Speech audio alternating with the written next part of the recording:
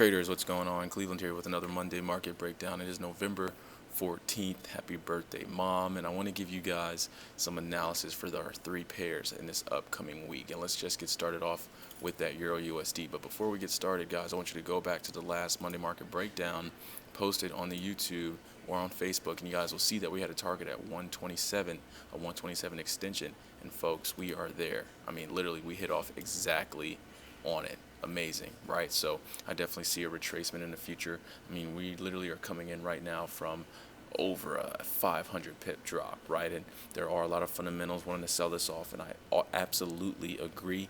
But I do think we're going to have some short-term buyers in the next couple of days, especially if this level holds. Obviously, if this level holds, we could definitely see this thing push higher, and that's what I'm looking for. So I have on two fibs. I want to show you guys. There's a fib from the low of this range to the high of this range, and then we have a fib from the high to the low. Okay, so if I throw this up for you guys real quick, check this out. Retracements, boom, boom, guys. You'll see that we're sitting off on a 78.6% retracement. Okay, and if I go from the high here to the low, sorry, from the low to the high, guys, you'll see that we're sitting at that same 127. So our next targets is that 141. Okay, and if you notice, guys, we do have a nice monthly trend line that we can break as well. Pulling up the data for you. Okay, and so, guys, this is definitely a level that I could see this market coming down to, but before that happens, I think we will have some opportunities to get some buys in. Okay, now obviously if this level breaks, then we're in for the sell. But in the meantime, if this holds, if we see a lot of price action aligning to the upside, I don't see why we can't get in some intraday buys. And I mean, literally, this thing's gapping to the upside right now on the smaller time frame. So I see a lot of momentum to the upside.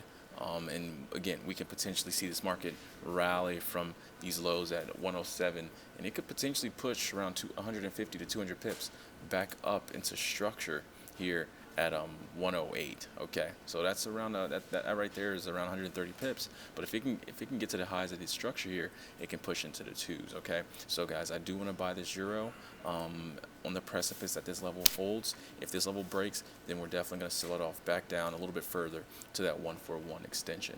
I haven't done much on that Aussie in the past couple of weeks, but I do have a bias for the Aussie. Nothing pretty though. I want to show you guys the risk reward on this thing. It's not nice. All right, and you guys know how I love a good positive risk reward ratio. There's nothing wrong with a 1-to-1, but hey, look, if you can get a 2-to-1, why not go for it? All right, but if I go to the weekly, you guys will see that we've been stuck.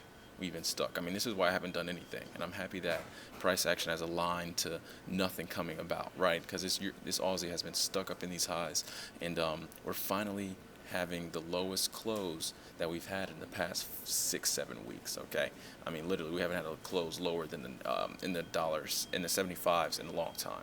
So I definitely see that we can push lower. I think that momentum will grab us and start pushing lower, back down towards into structure here in the low 74s, mid 73s. Okay, the two fibs I have up is a huge monthly.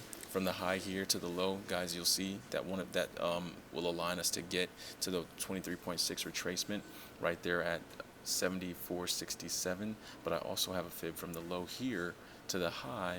Notice we came down to the 61.8, popped up, hovered around that 23.6, and guys, we're definitely going to float back down. Okay, I definitely see that we can float back down towards that 38.2.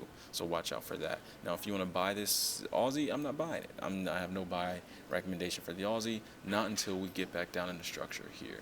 Okay, so if I move over into the GBP, very, very nice trades on the GBP and on the euro, guys. I did short that euro here in the chat room. You guys will see that we actually did get in that Euro USD. I don't know who else got in, but again, join the chat room, guys. We do call out most of these positions live. Anyway, so what we got over here on this GBP USD was we had a huge 250 pip push to the upside here at $1.67, and then obviously, guys, we have to have some kind of retracement come in, and we shorted that move back down into structure there. Okay, and so right now what you guys will see is that we are hitting off on a trend line, but guys, I really do believe that this market is still fairly overextended. All right, I think that we could break this level and we could smash down back into the strongest level here in the mid 22s, low 23s. Okay, If I pull over into the daily, look a little bit better for you. Boom, guys, this is what we got lined up. All right, so we came up. We came up again, got rejected at this level here. Why? Because it was a 23.6 from the high of Brexit to the low of Brexit. Okay, we popped up into a 23.6, and I can see that we can fold on over back down into these low 23s, mid 22s. All right, so I do want to sell this GBP USD.